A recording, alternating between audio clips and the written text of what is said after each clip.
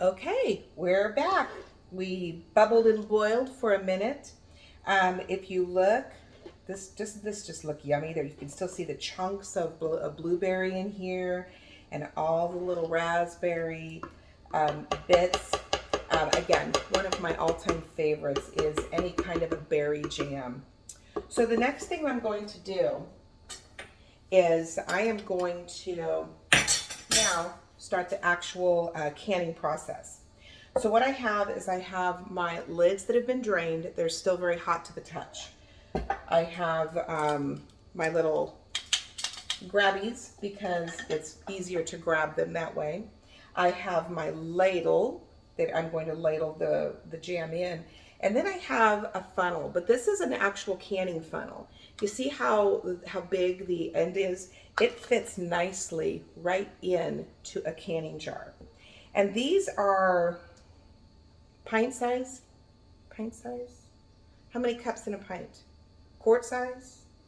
I can't remember what size. I think I'm probably, it says it makes 8 cups of jam. I think I'm really only going to end up being able to fill up maybe 4. So then it would be a 2 cup. So that's 2 cups in, yeah, 2 cups in a pint. Okay, so pint size. Anyway, so what you do is I always kind of put them pretty tight together so that I'm not dripping my stuff all over. And actually, word to the wise, I'm left-handed. So I should have set this up completely flipped. So if I make a mess, I make a mess. I'll just clean it up. All right, so I'm going to ladle this in. Ooh, I love the sound of that. It goes doo-doo-doo-doo-doo-doo. Okay, fill it as high. You want to fill it up to about 1/4 of an inch from the top. So you want to start watching when you get, to that top. And let's see if I pull that out. That looks pretty darn good. So I've got one filled. Now I'm going to fill another. And like I said, making jam, just so that you know, it is a messy process. But it's fun. It's fun. I have a friend, Heather, who lives back in California. Hi, Heather. And she wanted to make jam with me one day. And so we went in and we made triple berry jam. And we had so much fun. And thank goodness we weren't actually consuming some adult beverages while we were doing it, because who knows how it would have turned out. But anyway, I am ladling all of this in. And as I'm ladling, actually, because I was busy telling a story, I want you to know that you should immediately, once you ladle, you put your little, the lid on top. So it helps start to form that seal, okay? So I need to pay attention to what I'm doing and not talk so much. Okay, so I got that one. And it looks like I am gonna make a few more jars. I'll pull that one over and get one of these out, put it on, ladle some more. So far I'm gonna have 4 for sure, maybe 5 full, and maybe even 6. We'll see. All right, so I got that one. Pull that over. Can you all see this? I think you can. Now they're getting a little hot. Now, I don't know, my husband's trying to call me, so Bill, when you watch this, just know I wasn't purposely ignoring you. I'm recording. So here we go. Put in some more. Start tipping this.